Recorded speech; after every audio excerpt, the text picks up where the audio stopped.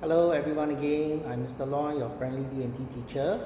So finally I get to see you again, alright?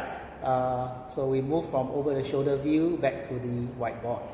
Now this is page 5, and of course similarly for page 6 the difference is 3 and 4 again, alright? Likewise compared to your straight lines.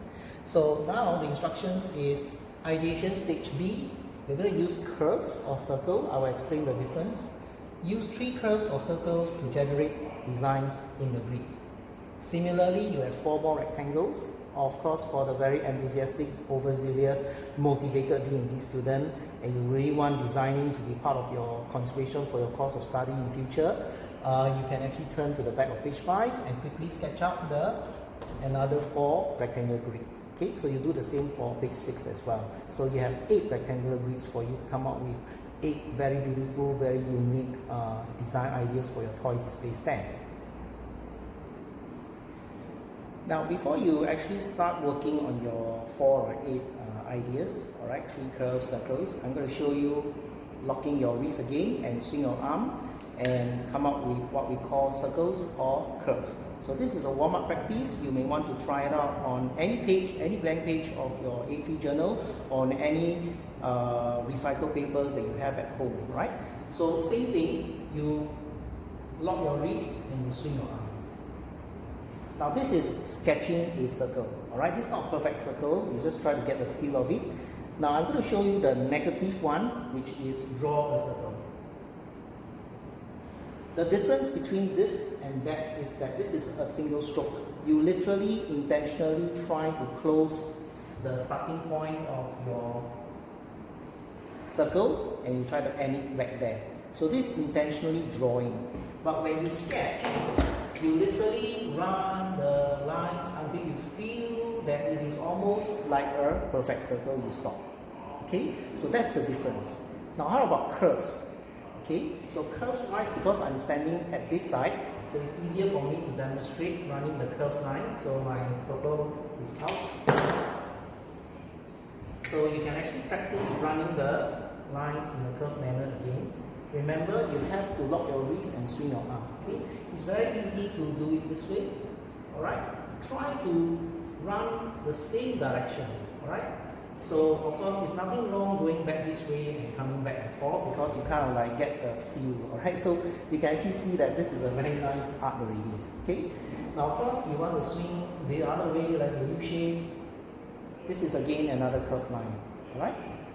So before we move to over the shoulder view again, let me just quickly sketch the rectangular grid. So later, what you'll be seeing me demonstrate is that I'm going to run, let's say, circles here. That is a circle, right? And of course, from where I'm standing, it's easier for me to sketch a curve this way, right? But nothing is stopping me from sketching a circle over there in the same position. And I'm going to try my best to sketch a curve this way, right? Which is not my usual way. I would have moved over here and sketched it easier this way, right? And of course, try not to play cheat by rotating the paper and just running the same stroke over and over again. All right, you only learn that stroke, but you do not learn the other different strokes. So let's proceed to over the shoulder view now. Right, everybody, we are at page 5, ideation stage B, using curves or circles. Use 3 curves, circles to generate designs in the grids. So as demonstrated on the whiteboard just now, we'll start from the left rectangle. So you just run the circle a few times. It doesn't have to be a perfect circle, alright? It can look like an egg, it can be an ellipse, and of course the second curve probably I'm going to do here, right? Now actually it's easier if you actually run as a circle again. Doesn't matter, alright, if it cuts into the other rectangular grid, alright? You just focus that this circle is for this grid. Now, just to demonstrate curves, alright, so lock your wrist and swing your arm. Alright, just run it a few times. So I've achieved my 3 curves and or circles. Alright, so my interpretation here is just 3. It can be 2 circles, 1 curve, and whatever. Alright, so now what you do is the same thing. Right, you use your 4B pencil and you darken the edges and the boundaries that you are keeping. Now over here, Alright, it's a circle, but I cannot sketch the whole circle anymore. I have to keep in mind the material given, which is just a rectangular acrylic, right? So I have to stop here, the darkening, and of course run the lines through. Okay, now you kind of like saw me resting and just running lines through, because for short ones we can do this, which is correct. It's not wrong resting and just run the short line through either, right? Of course, for larger sketches, of course you have to really swing your arm. Okay, so for example, this curve, I have to swing my arm, and this one obviously I cannot rest and just do like that. Okay, it will not be nice. So you just run the lines through. So same thing, I'm not rotating the paper, I'm forcing myself to swing my arm from top to bottom. Alright, and last but not least, because I'm seated this way, so I'm just going to darken it this way a few times. Alright, now do not have the tendency to, oops, I made a mistake here, alright, I need an eraser to erase, because the moment you erase, right, you already remove more than just that line. You have removed the previous lines as well. Alright, and then it doesn't look good. Okay, so all you need to do is just to darken it, right? Just to darken it. Now obviously you can sketch this area that you do not need, and I have my first idea out. Okay, so what I did not show on the whiteboard is you can come up with humongous, you know it's humongous, right? Larger circles.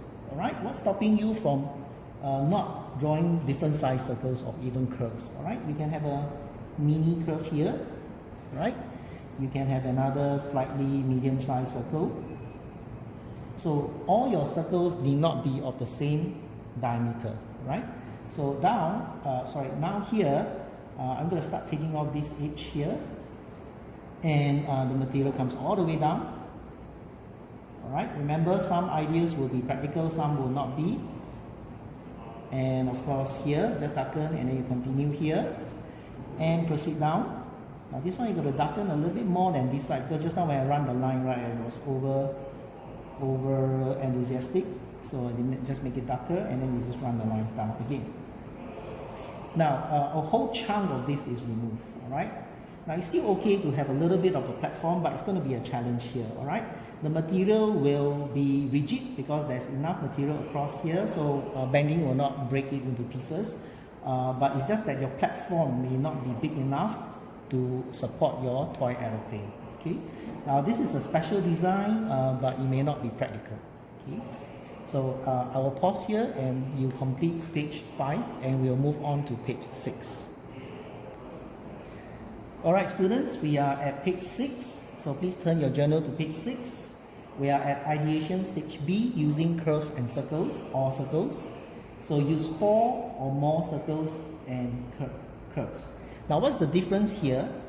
Previously on pages 3 and 4, you are restricted to 3 straight lines and 4 straight lines respectively.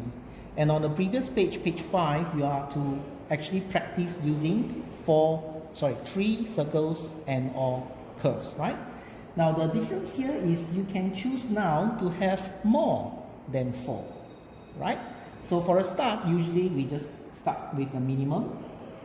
One there, one larger one, okay, maybe another one here, and a curve. Okay, so I'm just going to quickly darken the outline just to run this through. So I've used 3 circles and 1 curve. So this meets the requirement of 4 curves and or circles, right? So let me just complete this idea, right? It's a little bit standard type. Okay, there you have it. Now, if I were to play with more, alright, this is possibly 1. And I'd like you to pay attention here. I can run another circle over at the first one. Who says you cannot, right? You can even run a curve over, but I just don't want to be over enthusiastic. I'm just going to show you the difference here. And you will run another circle. So I have 4 and perhaps 1 more little curve here, right? So this is what's going to happen. If you were to keep this only, you only have this area left, right? This is all gone. So you have to make a choice whether you go up and then you keep this straight edge down for more material, or like what I did just now, I entirely shut out the top 1/3 of it already. Okay, so obviously this may not be a good decision. So again, you are the author of your idea, you created your idea, so you decide, right, what you want to do. Now, if you really like this, and you kind of like make a mistake here, you say, I should have taken this, and come up with here, more material here, then of course, just darken the line more, right? Just a little bit of eraser to erase this hash line, that will do, okay? If not, you transfer the same rough idea over this side, and then you make it right this time round. So, like I said, 4 rectangular grids could only be for you to build a confidence, whether it's 4 or more curves or circles. No one is stopping you from having a straight line in the middle of this page 6, alright? But you should satisfy the minimum requirement of 4 circles and or curves first. And of course, like I said, to really smash it, alright? You use the back of page 6, create your another 4 rectangular grids like so, and then you continue. So no one stopping you. Likewise, on page 4, you have this student's reflection. So for page 6, you do the same now. You can answer this question or questions, one of which is, how do you feel after attempting pages 5 and 6? Or, what was done right this time? How can I improve further? So based on the questions I asked, you can pick and choose any, or you want to answer all, alright? Now, this little long rectangular space, rounded rectangular, doesn't restrict you to forces you to write everything inside. You can actually continue, okay? So I shall see you in the next segment of the D&T lesson. I hope you stay at home, stay safe during this HPL week 2, and complete pages 2, 3, 4, 5, and this page 6. Now again, the entire journal is with you. You can actually look ahead, page 7, page 8. No one is stopping you from trying it out for pages 7 onwards. Alright, see you in school next week. Bye-bye.